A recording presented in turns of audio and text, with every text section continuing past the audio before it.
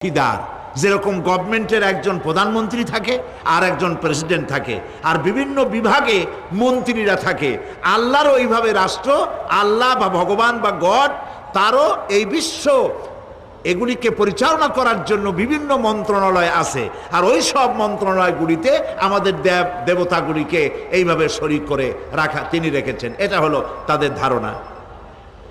2 নম্বরে